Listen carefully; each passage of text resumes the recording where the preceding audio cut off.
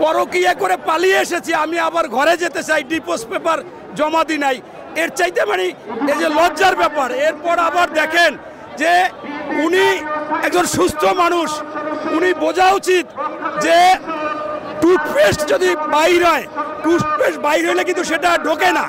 উনি বের হয়ে গেছে, পলায়ন হয়েছে, পালাতক।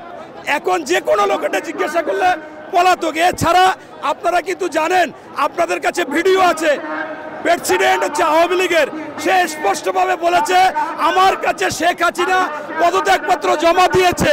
কে বলেছে? এটা ওনাদের প্রেসিডেন্ট বলেছে। এরপর সেনাপ্রধান তিনি বলেছে যে আমার কাছে দিচ্ছে, আমি সেইটা প্রেসিডেন্টকে দিয়েছি। এরপরেও নির্লজ্জভাবে যেটা বলে, ওনার ছেলে জয় হচ্ছে একটা প্রতিবন্ধী, সেই প্রতিবন্ধী বলতেছে যে আমার মা মানসিকভাবে সুস্থ না, মানে পাগল।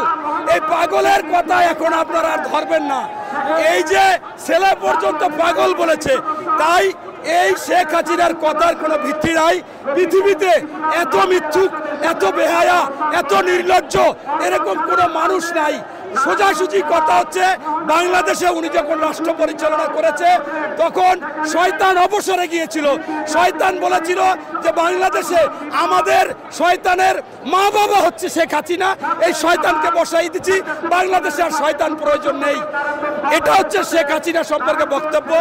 এরপর হাস্যকর, গতকালকে জাতীয় পার্টির জিএম কাদের বলেছে যে আমাদেরকে জোরপূর্বক শেখ হাসিনা ব্যবহার করেছে, এমনকি আমরা কখনো ব্যবহৃত হতে চাইনি, আমাদের অন্যায় হলে ক্ষমা করে দেন। আরে ক্ষমা তো হয় যারা ক্ষমার যোগ্য, তুমি তো কোনো ক্ষমার যোগ্য না। তুমি এই স্বৈরাচার, ফ্যাসিস্ট, খুনি, মামলাবাজ, এই গুমকারী সরকারকে তুমি রেখেছো, তোমার কোনো ক্ষমা নাই। তোমাকে যে প্রধান উপদেষ্টা ডেকেছিল সেটাও সঠিক করে নাই। তোমার মতো দোসর সবচেয়ে বাংলাদেশে খারাপ জিনিস, এবং তোমার কোনো বাংলাদেশে কোনো মূল্য নেই, তুমি মূল্যহীন, তোমার কোনো দাম নেই, তুমি দামহীন। এজন্য স্পষ্টভাবে আমরা বলতে চাই যে এই জিএম কাদের না, জাতীয় পার্টিকেও তাদেরকে আইনের আওতায়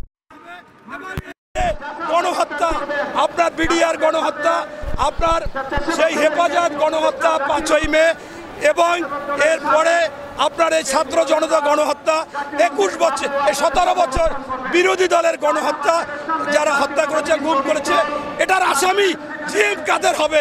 জিএম কাদেরের দায়িত্বশীল যারা মন্ত্রী ছিল বিভিন্ন সময়, এখানে জিএম কাদের কোনো ক্ষমা চাইলে সেটা ক্ষমার অযোগ্য।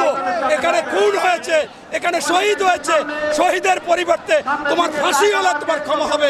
তুমি যদি মনে করো জনগণের কাছে ক্ষমা চাও, তুমি ফাঁসির কাছে আসো, তুমি গ্রেপ্তার হও, এবং তোমার নামে ইতিমধ্যে মামলা হয়েছে, তোমাকে গ্রেপ্তারের আওতায় আনা হোক, তাহলেই জনগণ তোমাকে ক্ষমা করবে।